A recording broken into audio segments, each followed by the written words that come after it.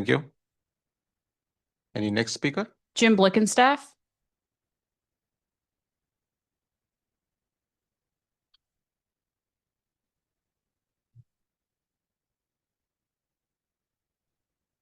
Good evening, council members.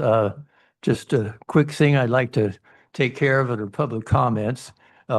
It's consent calendar items 512 and 513. I'd like to have them removed for a little more discussion on them. And the main reason is there are two issues that come up. One's a financial risk that may be going to the city at some point that you should be aware of that factor. And then the other one is affordable housing compliance. And if that is delayed, the RENA numbers take effect, the state's getting very strict about affordable housing. And we could have a problem with that under some of the things that I see under 512. So if that can be removed and maybe discuss a little bit under 7, I'd appreciate it. Thank you. Thank you. And next speaker? Shirag Kathrani.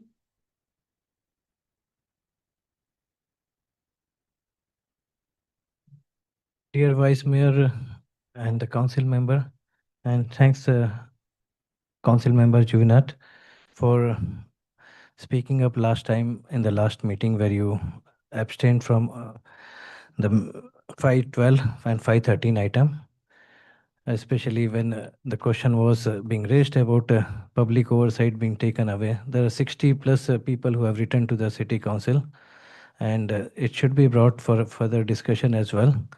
One of the few things that I believe the City Council did not do, thing is you need to encourage residents to raise their voices, whereas number of people have written and it was just ignored. And this removes the trust from the council. And there were no given example where the zoning administrator could have done better job, whereas planning commission has delayed any kind of project. So the streamlining process doesn't make any sense if there is no example given in place. And one more point which Mayor Armstrong mentioned is it's a typical standard in San Ramon that zoning administrator does it, but I do not see any example where the things did not come to planning commission as well. And removing public oversight is not the right thing to do. Of course, we have zoning administrator meetings as well, but they are afternoon and they are hardly accessible to most of the residents.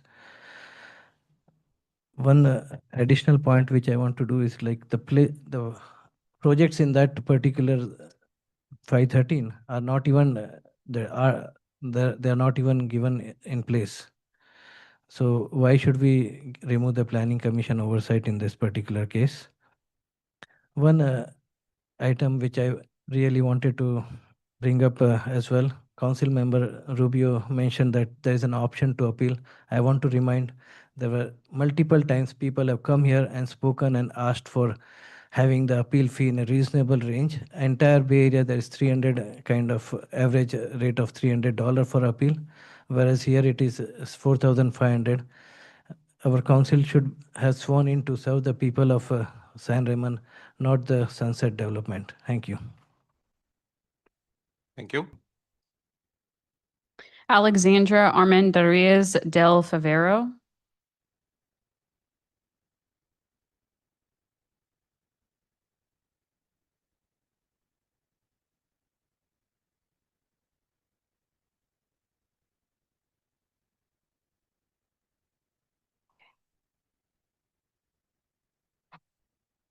Council members, my name is Alexandra Armendariz del Favero. I am a San Ramon resident, a domestic violence survivor, a mother of disabled children, and currently a federal whistleblower in environmental crimes. I am here to urge you to reject Ordinance 532. Today, you are deciding whether to eliminate the Planning Commission's public oversight. I am here to show you the real-world consequences when oversight fails and corporations operate in darkness. My story, what happens without oversight. At Canyon Village Circle, I have witnessed and documented a systemic criminal enterprise. Professional mold inspection reports showing 1,293 aspergillus penicillium spores per cubic meter, highly elevated and dangerous. Black mold found in furnace closet, 2,000 square feet of drywall requiring removal due to contamination, fire hazards from water damage to electrical systems. Unlicensed contractor violations, CFI group performing mold remediation with no proper licensing, expired licenses, license 987604 expired, no hazardous material certification required by law. Stop order building 2025-2756 violated by continued illegal work. Criminal conspiracy documented. Video evidence of criminal trespass and evidence tampering, corporate supervisor or overseeing cover-up operation, systemic retaliation against reporting residents. The connection to Ordinance 532. This is exactly what happens when public oversight is removed. Without Planning Commission review, residents never learn about dangerous conditions. Corporate crimes go undetected. Public safety becomes secondary to profits.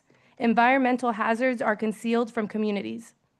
The pattern of concealment. 400+ units potentially affected by identical violations.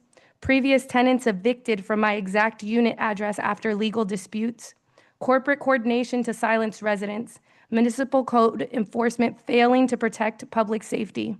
Why we must keep Planning Commission oversight. The Planning Commission serves as the essential check and balance between corporate interests and public safety. Here's why the oversight is absolutely critical. Public transparency requirements. Open meetings where residents can speak and ask questions. Document disclosure that reveals environmental conditions. Professional review of safety standards and code compliance. Public record creation that prevents corporate cover-ups. Environmental protection. Mandatory environmental impact assessments for developments. Public disclosure of contamination and remediation plans. Independent oversight of contractor licensing and qualifications. Resident notification of hazardous conditions affecting their health. Accountability mechanisms. Public questioning of developers and their Please wrap up your comment, please. professional review of independent commissioners, dependent documentation requirements that create legal accountability, appeal processes accessible to residents. When you remove this oversight for any developer, especially one with documented violations, you eliminate the only democratic process that protects residents from corporate abuse. Council members, the Canyon Village Circle situation requires immediate intervention. Please. The wrap up. immediate actions that I'm requesting are emergency habitability inspection of the Canyon Village buildings, stop work orders for all unlicensed contractors' activities, independent environmental testing at property owners' expense, Please- resident notification of Please wrap up contamination your findings. comment. I am almost done. Professional remediation by property licensed contractors only. Planning Commission rule. We'll give another 5 seconds. Okay, the beautification project and safety integration. When discussing Canyon Village Apartments beautification projects, we must address the underlying infrastructure failures first. Environmental remediation must Yeah, I precede think, cosmetic improvements. Please, Wrap it up. we cannot You're have managing your this time, and meeting we're at continue. 1 minute and 15 seconds over. I, This is the time. do for you these have to be meetings. this close for me, to me? I'm not that close, but I need you to step away from the podium You're and within, your time is up. okay. The comment, so we need to please. So I'm please- requesting that this be put on the agenda. Thank you. That was the last public speaker card, but I do like to note that there were one written comment for item 5.12 on the consent calendar and 57 comments for item 5.13 on the consent calendar. Thank you, Madam Clerk. Okay, at this point, it is up to the council. So you want to go for moving the motion, or you want on the consent calendar, or? I'd like to pull item 5.13. Consent calendar. Okay, Yeah, I think that would be reasonable. Do you want to bring it back? I want to bring it back for under Like section at 7. another meeting and we. No, I want to bring it back under Today. today under item 7. Okay. Sorry, item 7. Items, yeah, item 7, yeah. okay, so anybody want to entertain motion excluding that? So do Councilmember, do you have anything to add? I will not object to that. Alrighty, so let's make a motion then to approve the consent calendar while we're going to pull 5.13 for further discussion and consideration. I shall move. I move 5.13. I move to Second. yeah, approve the consent calendar minus section 5.13 and put 5.13 at item 7 on the agenda today. So Councilmember Juvenile, Councilmember Rubio moved the motion. Okay, and then Councilmember Juvenile, who moved? I moved. He moved Okay. before. Vice Mayor, we do need to read ordinance number 530 by title only, Okay, so you need to read. as that's a part of item 512. So you need me to repeat that? No. We just need the ordinance to be read out loud, either by the Vice Mayor or the city clerk. Okay, I can The title. read out. So it's item 5.13, ordinance 531, adopting amendment Item- number. No, Vice Mayor Veros, I'm sorry, item 512, ordinance 530. Oh, I don't know, sorry. Just to make sure, 5.13. 5.13. It was 5.13. It's 5.13 I that thought we're you were pulling. not pulling. Ordinance 532, 531 and 532, right? correct. So he's pulling item 513 or 512? 513. 513. So I'm sorry, Councilmember Joanna, you're pulling item 513 or 512? 513. Okay, so ordinance 530 needs to be read for the motion for items 5.1 through 5.12. So ordinance 530 for item 512 needs to be read by title only. And I can do that. Yeah, please go ahead. Thank you. Ordinance 530 approving the development agreement by and between the City of San Ramon and Sunset Development Company relative to the development known as the Bishop Ranch Affordable Housing Site, Bishop Ranch Affordable Housing Site Development Agreement.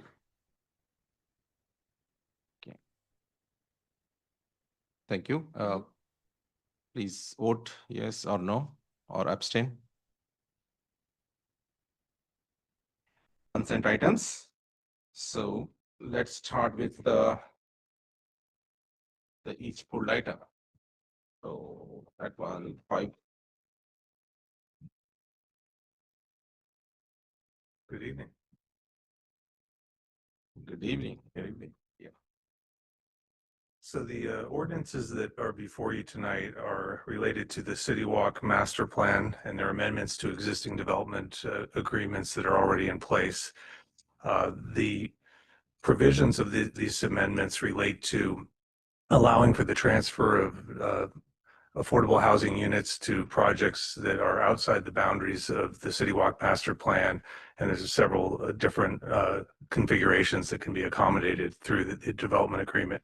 The second item is related to permit streamlining and program 22 of the housing element. And it allows for the ZA approval of future housing projects within these two neighborhoods of the master plan. That's the Bishop Ranch 1A and 3A. On the 12th of August, we had a substantial discussion about the Bishop Ranch Affordable Housing Receiver Site, as well as the terms of this particular development agreement.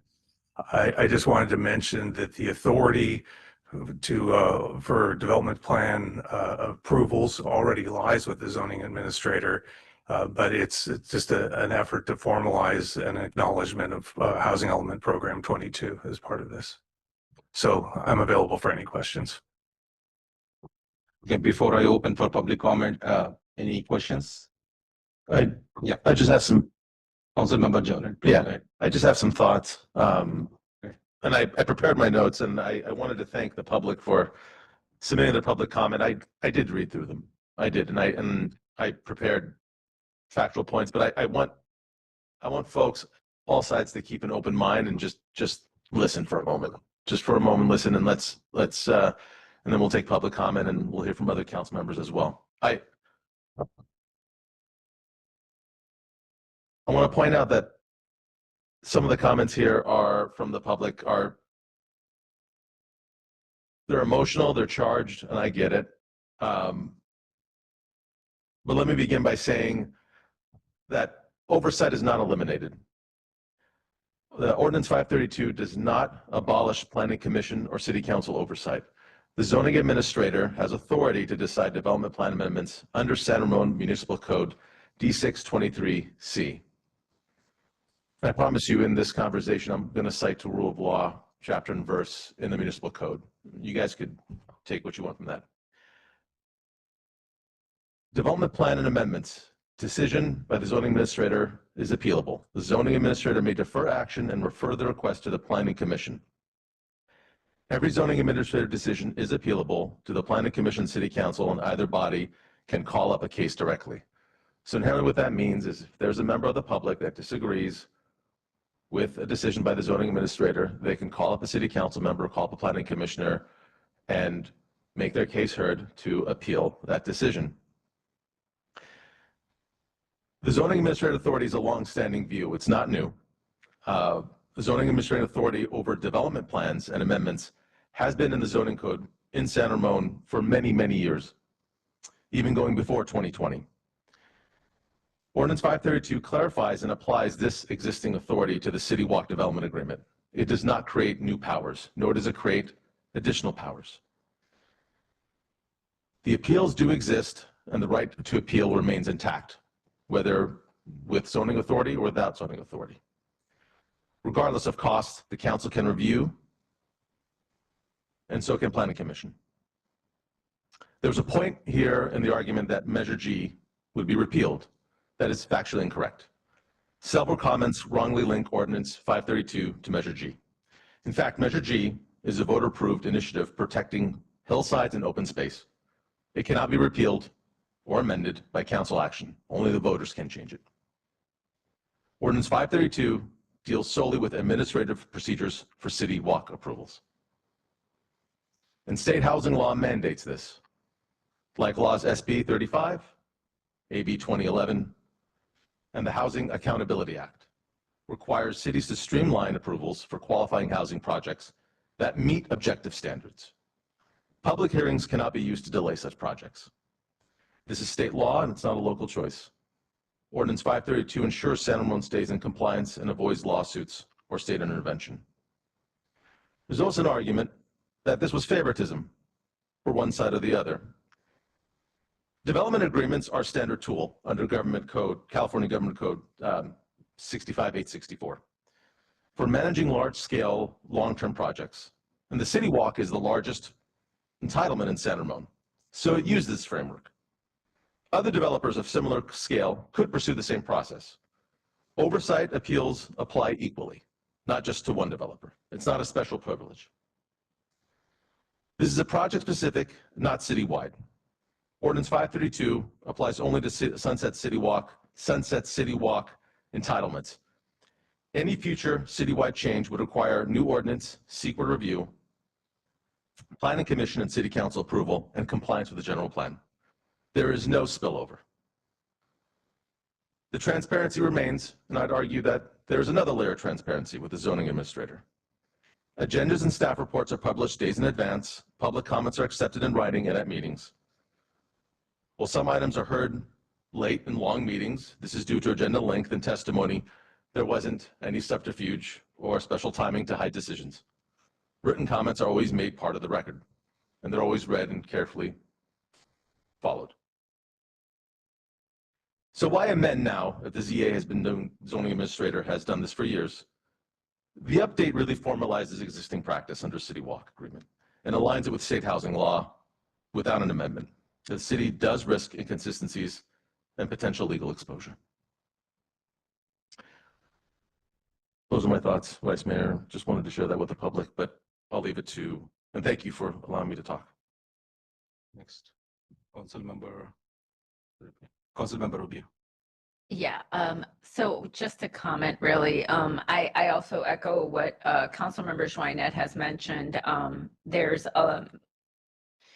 We're never completely absolving all oversight. That is just not the case. There's also, I think, bills that are on the horizon that will come into effect that have actually already passed in a bit of the legislature, like AB 130 and SB 131, which will further streamline housing development. And I think sometimes people are being given misinformation whether intentional or not, I don't know, but they are, about the fact that we have to abide by state law. Just as much as we have to abide by stopping at a red light, we have to abide by state law. We cannot tell the state, we don't agree with you, we're not going to do what you want. The moment we do that, we put the city at risk of being sued. And the cost for being sued is very high. Something that I think all of our residents would be very upset that we're spending their money and down the drain. So we have a responsibility to follow the law. And some people like to rewrite the law to make political campaigns, and that is not okay. They are telling fallacies to the community. And I find that extremely disgraceful. And that is not leadership. As leaders, our number one priority is to be transparent and honest with our community. And the moment you violate that, you've lost the trust of the public. So with that said, I did want to make one minor edit suggestion, if that's possible. On the section 6.1, there's a part where it says, let's see. Contingent parking obligations. Vice Mayor Feroz, if I may, through the Vice Mayor, just remind the council that this is a second reading, and if we're to do any amendments, we would have to have a first reading all over again, and then bring this back to a future council meeting. Oh, the only thing I wanted to clarify was one word. It's just that it says, I'm trying to find it right now. Hold on a second. It's the contingent parking obligations, where it says may enter into a parking agreement with the office complex at BR 15. I just worry that the word may gives it like, it's not clear that if needed, the commitment has already been made that those additional parking will be provided. Does that make a difference? Do you understand what I'm saying there?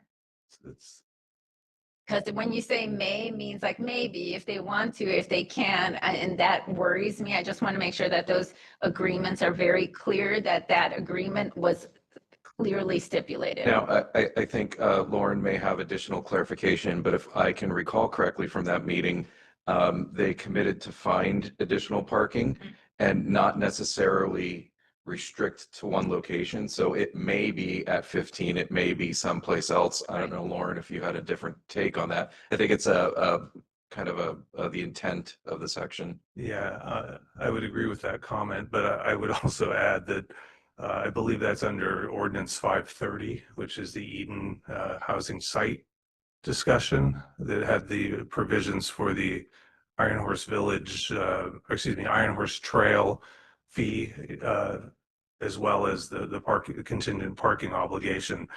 This item is only the city walk through the consent calendar. The prior one was already adopted. Yes. I mean, I just, since this is sort of like our final clarification of all the stipulations, I was just wondering if there's a way to make, I don't know. To me, it just sounds like may enter into means that one side or the other can object and say that's not possible. Well, the item was passed under consent, so that was under So it'll be there 512, for not record, you're 530. saying? That's that was the second reading of it, so that's already been approved. I don't believe that there's an avenue for opening that back up again once it's been approved. So this is from 512. I'm sorry, because I was looking at 513. 513. Yeah, I was looking at 513 as well, but this is 13, section 6.11, contingent parking obligations. Well, the way I read it, it does say that if they Second. may enter into a parking agreement to provide overflow guest parking, but then right after that, it says, if needed, the developer or its successor in interest shall provide a parking management plan for city review outlining how the concept for offsite guest parking will be administered. So there is a shall provision in there, and the way I'm looking at it is that they shall, but it may include the BR 15 solution as well. Just a thought. So I'll let my fellow council members deliberate that and what they think. That was just something that I was a little worried about. That's all. Interpretation, meaning, And at least for the record, I want to make sure that we are clarifying that here today as well. Either way. Staff is clear that the intent is to address any parking issue that comes along.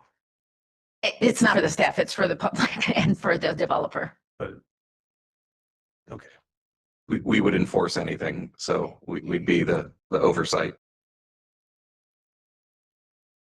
Councilmember Adler? Well, I'm glad we made the changes at the last meeting that we did and added some improvements for the trail and for the parking. So as long as I think the wording is good, as long as there's no changes, I'm good with those additions and what we put together. Okay, Councilmember Jaminet, thank you very much for sharing your thoughts and your research on this one. We appreciate, and Councilmember Rubio, thank you. Also, Councilmember Adler. So the key is that when I read that about oversight is being removed, that's really shocking for me. That's not true. As already Councilmember Jaminet clearly mentioned, how the oversight is going to continue.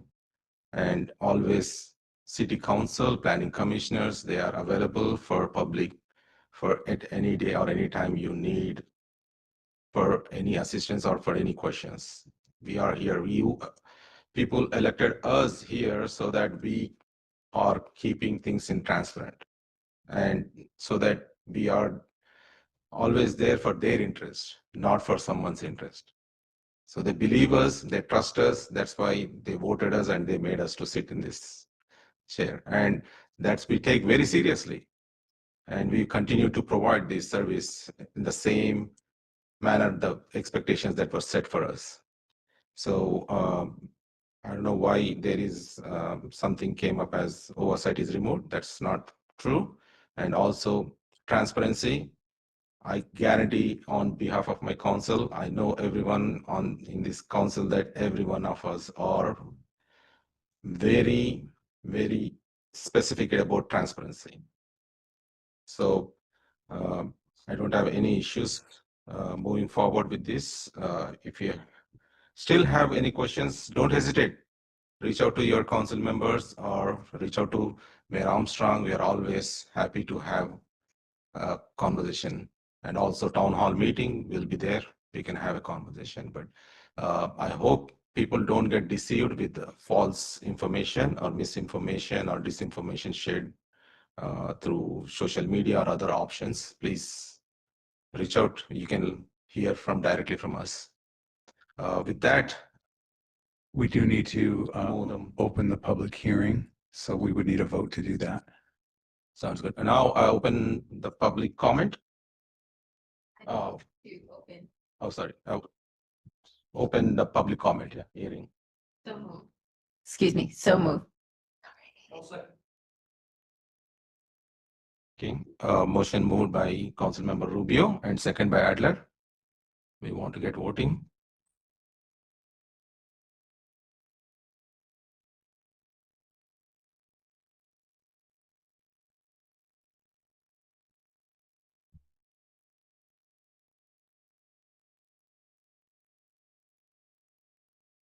Okay, open public hearing. Motion is passed with yes 4, no 0.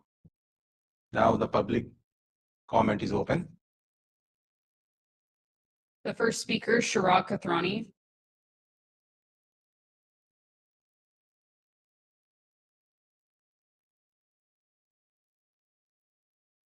Thank you for the explanation. And from the deliberation, what you mentioned is like you all basically took a point that there's a way to appeal. But let me remind, the appeal process in City of San Ramon is 15 times higher than every other city. So calling it appeal is actually you're just giving an incorrect information, council members. As well as now let's come to the key point where you said that planning commission and streamlining, all those things are required the state laws require you to streamlining, but none of the state law, if you look up, requires you to remove the planning commission oversight. And while I'm saying, while everybody mentioned that no oversight is being taken away, the oversight is going to zoning administrators. Zoning administrator meetings are at 3 p.m. in the afternoon. They are not open as a planning commission, and there's one person in planning commission. There are 5 planning commissioners appointed. And right now, if it goes directly to the zoning administrator, you mentioned that this is a practice in the city of San Ramon. In the past 15 years, there's not a single evidence where planning commission has rejected anything which zoning administrator has passed. So you need to take this into consideration. And if the zoning administrator city is asking planning commission not to be the part of the decision making process in the very first place, it's showing the distrust on the planning commission. And this is the same planning commission this council is appointed. And they're probably dissatisfied with your selection in the planning commission. Previously, just to remind you, when I ran a referendum, there are 1,000+ residents who had signed a signature for the DMU North, and in the same situation, Sunset Development was one of the key party. So many of the residents don't trust Sunset Development, and here these 2 agreements are specifically with Sunset Development. So city and the 60+ comments, this is very clear indication that people are not satisfied with the job that the city council is doing. Additionally, I want to remind Council Member Rubio that you have attended the rally against Trump, where you specifically mentioned about the due process. This is the due process which Planning Commission does, and giving it directly to the zoning administrator, you are doing the same thing which you are opposing in the center, and you are doing the same thing right here. This is not right for you to do. Thank you. Thank you. Next speaker. Susie Ferris Indercom. I don't have a card. Just if you want to speak to. Okay, Jim Blicken, staff.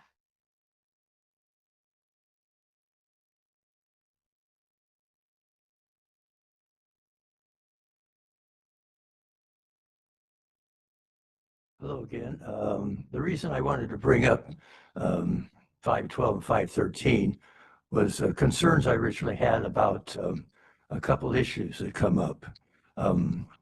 In particular case of Eden as an affordable housing facilitator, it seemed to be an open question whether they would be the solution or perhaps a solution. And that was troubling to me because it leaves the city vulnerable after 10 years to have to have an expense they weren't really expecting.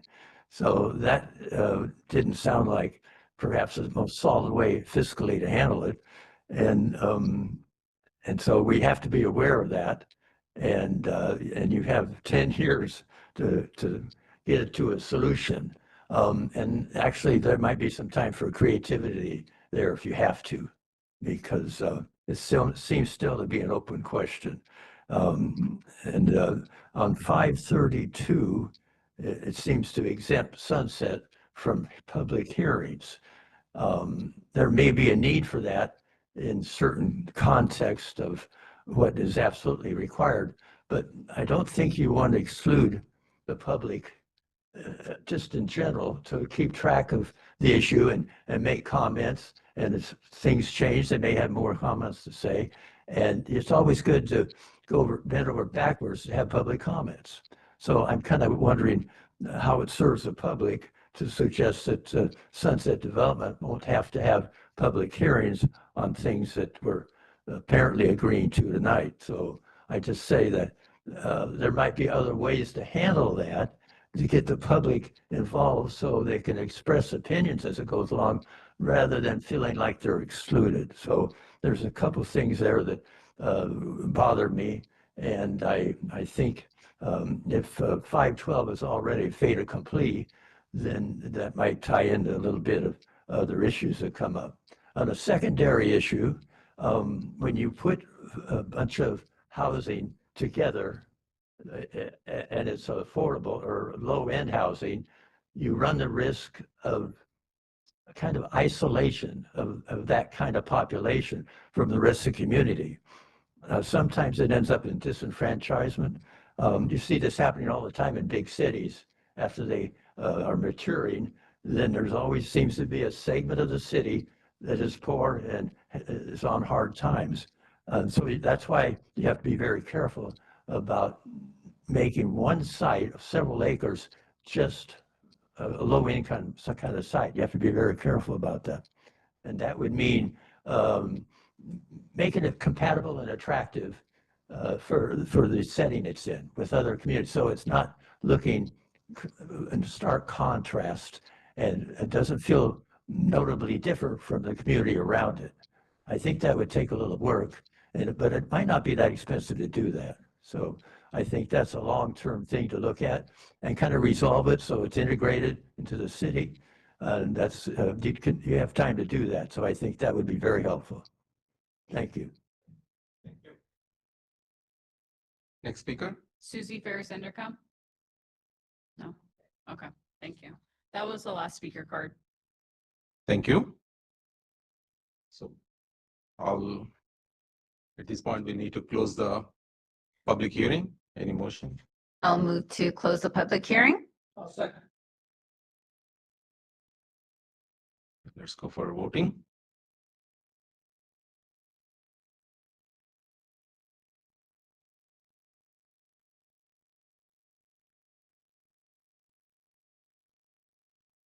Okay, close the public hearing. Yes, 4, no 0. Okay, with that, let's open a conversation. Any deliberation on this, council members? Any comments? No comments? I just wish that the public comment had more facts, not conjecture. I don't see how the standard is, well, I have to cite rule and law, and public comment can just say, well, I don't feel like it. It's not right. So I don't know. We heard the public, we pulled the item, and I really didn't hear anything that really moved me. And I really tried hard. And it's just one of those things where you ask us to hear you, ask us to listen, we do, and you know, it's a lot of work up here. And for just to come back over here and just have just conjecture and you know, I'm so irritated that I had to read all this because it was just it really bothers me that I have to sit here and get a dress down from someone in the public that really has no idea what they're talking about. And I'm really bothered by it. So if the public wishes to say something, please bring something up that's educational and factual. Not, oh, it's not right. Doesn't work that way. Come up with something better, a better argument. We did exactly what you asked us to do. We pulled it, we listened, nothing. I'm talking. Thank you. Thank you. Thank you. Thank you, ma'am. Thank you. I appreciate it. Thank you. Sure. Madam, please. Thank you. Good. Yeah. Thank you. Okay. That's it. Thank you, Mayor. Thank you, Vice Council. Thank you, Council Member Junet. Any other council members want to comment? I just want to say, first that I appreciate the extensive information and layout that Councilmember Joynet provided here for the public today. He really went out of his way to provide factual information, not his opinion, not his interpretation. And like him, many of us work very hard, pretty much on a volunteer basis, because we care about our community. We live here. We care just as much as you. We have equal investment in this community like everybody else. And it's extremely hurtful and illegal to actually point out council members and say that they said this, they said that, when they haven't. That's defamation of character. And people don't realize that when you lie about someone, there's laws that protect people from those accusations. And that includes elected officials. Sometimes people think I can just say whatever I want. No, you can't. You have a responsibility to be honest. And I feel very hurt that we've had incredible ratings year in, year out from our community. We reach out for feedback every year to find out how our community is feeling. And someone, for selfish reasons, is going out there to intentionally spew distrust when there is no such thing like that happening. And it just is very sad. We're living in a time when so many people are living with so much uncertainty. And the last thing they need is someone to spew lies. That has to stop. Thank you. Do you have any comments, Councilmember Adler?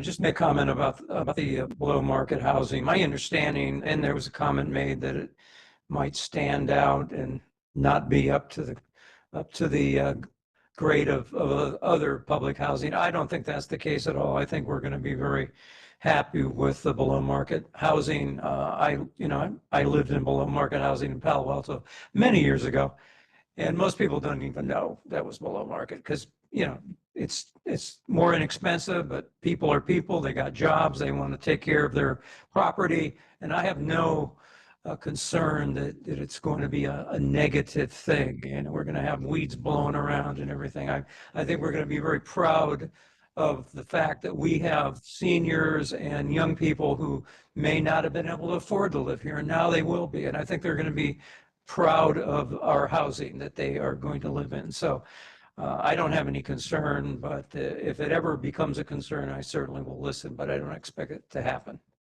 Thank you. Thanks, council members. After all the explanation that council member Joanette gave it to us in this meeting, and then I still hear that I heard that 532 exclude sunset from public hearing. That's so disappointing that how after all the explanation given, but still come back and make such comment. If still there is a question, don't hesitate, please reach out to us. But please listen what we are explaining here, because city runs by law, not by opinions. And also, as council member Adler mentioned, that about affordable housing, it's very important for us, for this city. We are proud that we are bringing some amazing, exceptional affordable housing into our city. And you do remember the Eden Housing, the head of that member, she presented, and also we are planning in future to have further presentations. So please join that meeting, and hope that will give you some positive mindset on that. So it's we all are working as a community together. So hope you understand what we are trying to achieve here, and I hope that we stop misinformation and disinformation spewing into the community. So thanks. That's my comments on that. And do we need to move any motion on this one? Yes, we need a motion and then to read the two ordinances by title only. Okay, if any council member would like to.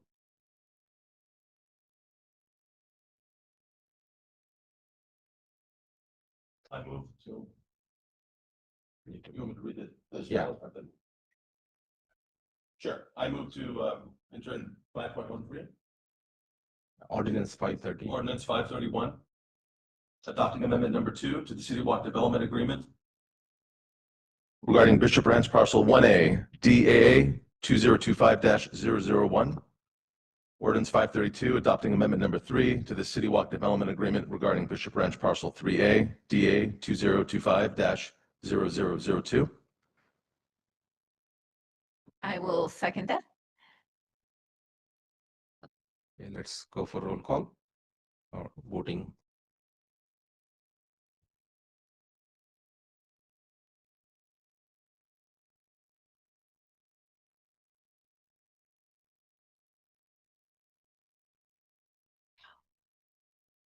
Okay, the motion passed with yes 4, no 0, abstain 0, no vote 1. Thank you. With that, let's go to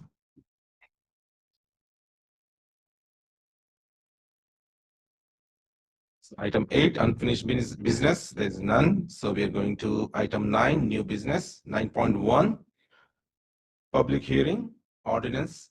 Next in line, amending Title B regulation, Division B6, health, sanitation, and environmental quality. Chapter 1, solid waste and recycling. Article 2, solid waste.